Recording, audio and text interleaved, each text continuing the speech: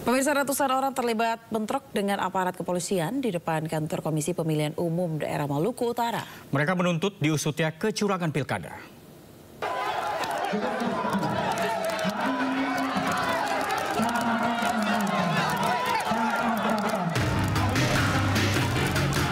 Masa aksi yang terhimpun dalam Aliansi Demokrasi Maluku Utara terlibat bentrok dengan aparat kepolisian dari Polres Ternate di depan kantor KPUD Maluku Utara Jumat sore.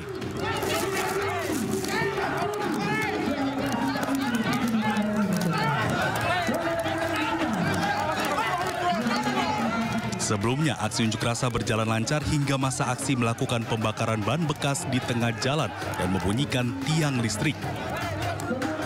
Tak hanya itu, massa pun juga berupaya mendekati kantor KPU dengan mendorong truk yang membawa sound system masuk ke halaman kantor.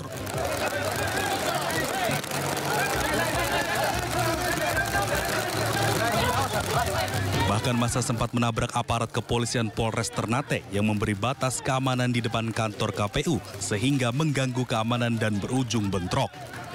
Karena dinilai melakukan provokasi, pihak kepolisian terpaksa membubarkan aksi massa tersebut. Kita terpaksa membubarkan ya, karena sempat ada tadi provokasi dari mereka. Ada sedikit dia bersama, tapi situasi sudah aman. Tidak ada yang tamat.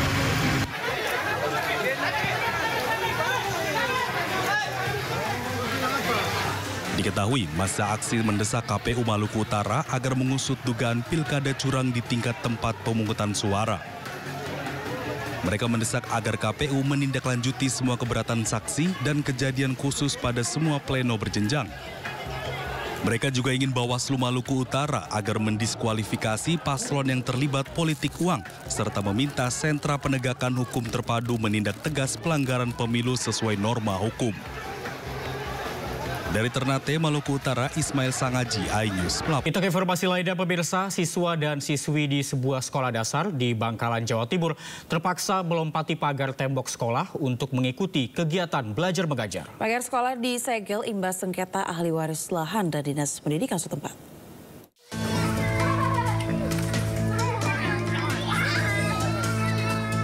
Inilah aksi para siswa dan siswi SDN Budan 2, Kecamatan Tanah Merah, Bangkalan, Jawa Timur. Mereka melompati pagar tembok sekolah setinggi 1,5 meter. Bukan bermain atau membolos, mereka terpaksa melompat karena pagar sekolah disegel dengan rantai besi dan digembok.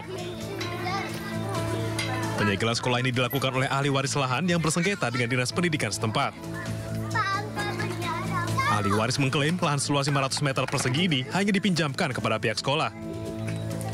Sementara Dinas Pendidikan Bangkalan menyebut lahan telah tercatat sebagai milik sekolah dan menjadi aset daerah.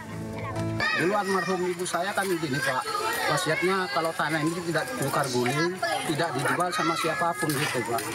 Jadi ini sementara untuk ditempatin gitu aja Pak. Oh, hanya untuk ditempati sementara dulu Pak ya? Sementara Pak. Surat-suratnya ada Pak? Ada Pak. Jadi kami Dinas Pendidikan ini sebenarnya sudah melakukan pendekatan-pendekatan kepada pemilik tanah, dan karena kami sebenarnya saat ini masih melihat kondisi proses keabsahan dari hak milik ya, dari pemilik tanah yang ada di Budan 2. Akibat sengketa ini, kegiatan belajar mengajar terganggu. Namun Dinas Pendidikan Bangkalan memastikan ujian akhir semester yang dijadwalkan pekan depan akan tetap berjalan. Dari Bangkalan, Jawa Timur, Taufik Syahrawi, iNews melaporkan. Seorang pemuda disabilitas menjadi tersangka pemerkosaan mahasiswa oleh Polda Nusa Tenggara Barat. Ya, Agus mengklarifikasi kondisi fisiknya tidak memungkinkan untuk melakukan tindak asusila tersebut.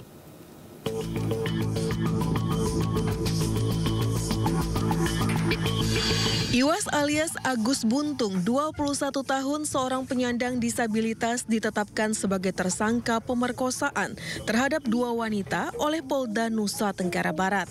Menurut polisi, peristiwa terjadi di sebuah homestay di Mataram. Agus yang bertemu korban di teras Udayana mengajak korban ke lokasi kejadian hingga akhirnya korban diperkosa. Oleh polisi, Agus dijerat Undang-Undang Tindak Pidana Kekerasan Seksual dalam Pasal 6 Undang-Undang TPKS. Polisi berdalih penetapan Agus sebagai tersangka sudah sesuai prosedur. Sementara Agus mengaku tindakan asusila tersebut tidak mungkin dilakukan dengan keterbatasan kondisi fisiknya. Kita sudah melakukan serangkaian kegiatan pemeriksaan saksi-saksi. Kita juga sudah menghadirkan ahli yang kemudian berdasarkan kesaksian ahli tersebutlah kita meningkatkan status yang bersangkutan dari saksi menjadi tersangka. Modusnya apa, Bu? Tadi saya sampaikan sebagaimana unsur pasalnya bahwa dia menggerakkan seseorang untuk mau melakukan suatu tindakan yang dia kendaki. Sehingga orang kemudian tergerak. Karena kemudian ada unsur menekan suatu kondisi yang kemudian merasa takut sehingga tidak bisa kuasa untuk menolak keinginan yang bersangkutan. Separuh hidupnya Agus bergantung kepada ibu kandungnya sendiri. Atas penetapan dirinya sebagai tersangka, Agus keberatan dan meminta keadilan kepada Presiden Prabowo Subianto. Sebelumnya melalui video, Agus membela dirinya dengan mengadukan salah satu akun Instagram ke Ditreskrim Polda NTB atas dugaan pencemaran nama baik melalui media sosial. Dari Mataram, Nusa Tenggara Barat, Hari Kasidi, iNews melaporkan.